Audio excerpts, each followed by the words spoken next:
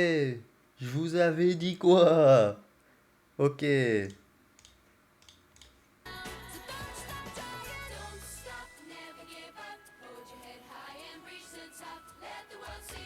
Ok, go. Alors, épisode précédent, on était à 188 000 au bord du gouffre. Sur le Excel, FTMO, ça donnait ça. Donc ça faisait... là, c'est le début du challenge. Perte de 10 000, hausse de 10 000, baisse de, de 20 000 par rapport à la hausse. Donc ça fait une baisse de 10 000 par rapport au début du challenge. Maintenant, on s'est ressaisi. Dernier épisode. Et là, on est à 198 000, donc on est comme au début du challenge à peu près, à 2000 près, c'est pas grand-chose. Donc on va voir les positions que j'ai prises, c'est toujours les mêmes, juste qu'on va les revoir dans cet épisode. Donc j'ai repris la stratégie qui marche, j'ai pas fait d'erreur, j'ai été patient.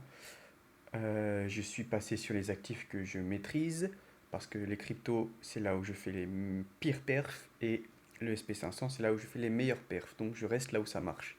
Donc on fait ce qu'on sait faire. Ok, donc mes positions, donc Nvidia, c'est ma plus grosse. Donc là, ça c'est la vue en daily. Donc on a une structure là comme ça, en triangle ascendant, à peu près. Et on est venu retester, on a pété les plus hauts. Et on est venu retester donc c'est plus haut. J'ai failli me faire chasser.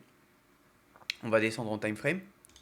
Donc j'ai pris trois pauses pour savoir, pour lisser la position en voyant où il allait plus ou moins, s'il allait plus ou moins deep.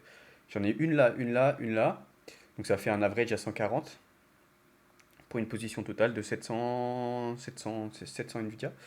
Là, on peut voir que le stop loss, il était sur la dernière mèche que je me suis pas fait prendre du coup.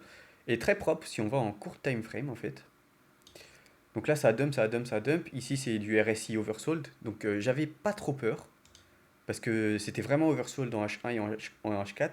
Et ici, en une minute, en fait, t'es venu sweep les liquidités qui étaient là. Et donc je me suis senti très bien. J'ai même hésité à renflouer ici, mais j'avais plus de marge disponible. Parce que c'était le bottom parfait pour moi. Tu étais venu juste chasser ces lots. Et c'est reparti. Donc là, on a réintégré le plus haut.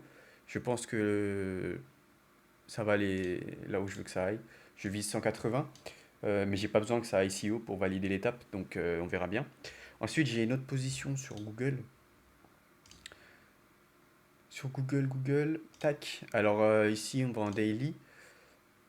Il y avait une chute trop forte ici, oversold dans RSI H1, H4, et on reteste un order block imposant. J'ai eu le pic au bottom. Bon, pour le coup, vous traite, écoute, j'ai rien à dire. Euh, voilà, je pense que. Donc là, j'ai un TP provisoire à la TH que je pense manager. C'est-à-dire, en fait, si ça va en même temps qu'NVIDIA, j'aurais pas besoin de le manager parce qu'au top, j'aurais validé l'étape 1.